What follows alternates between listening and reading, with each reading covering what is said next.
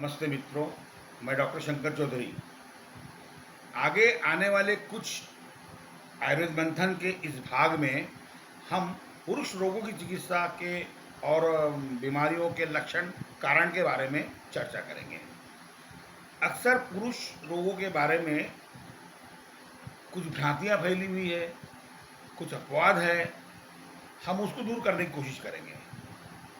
और पुरुष अपनी बीमारियों के बारे में खुलकर नहीं बोलता, तो हम चाहते हैं कि उस तक हम पहुँचें, वो अपनी बीमारियों के बारे में खुद ही अध्ययन कर ले और समझ जाए।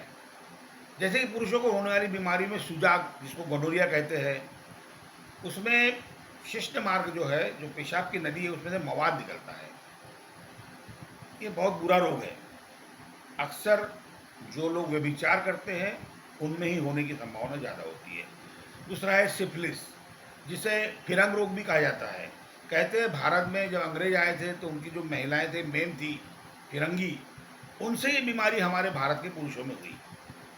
इसे संस्कृत में, हमारे आयुर्वेद में उपदंश कहा जाता है।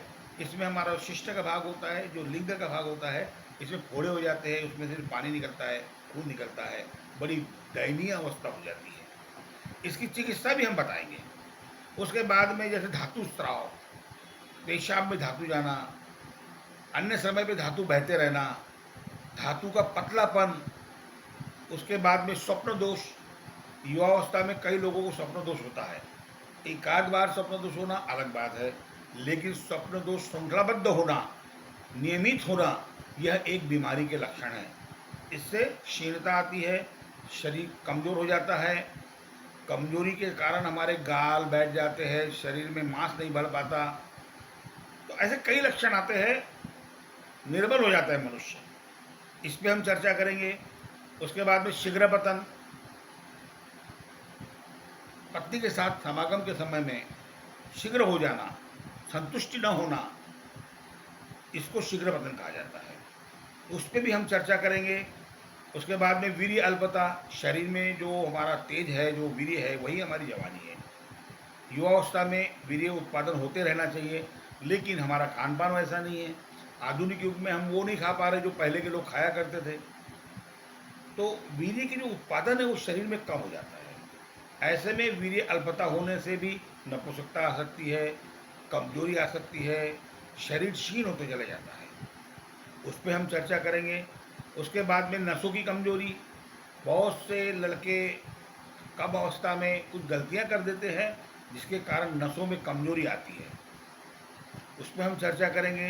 नपुंसकता, कई बार भ्रांति भी है कि हमको नपुंसक हो गए, होते नहीं है, लेकिन हमको डरा दिया जाता है या हम अपने आप को नपुंसक समझने लगते हैं। वो बड़ा बहुत गंभीर अवस्था है, फिर जो नहीं होना है वो हो जाता। उस पर हम चर्चा करेंगे, उसकी चिकित्सा पे चर्चा करेंगे। तो भाइयों, अगले एपिसोड को आप कंटिन्यू देखते रहिएगा। काफ़ी लंबा एपिसोड चलेगा ये, जिसमें हम इस विषय में चर्चा करेंगे। तो एक एपिसोड में तो कंप्लीट नहीं होगा, क्योंकि यहाँ एक सीमा होती है, एक समय होता है, उतने देर में कंप्लीट करना पड़ता है एक एपिसोड। तो आगे हम जितने भी पुरुष रोग है उसके विषय में विस्तृत चर्चा करेंगे, उसके कारण, लक्षण और चिकित्सा की। जय हिंद।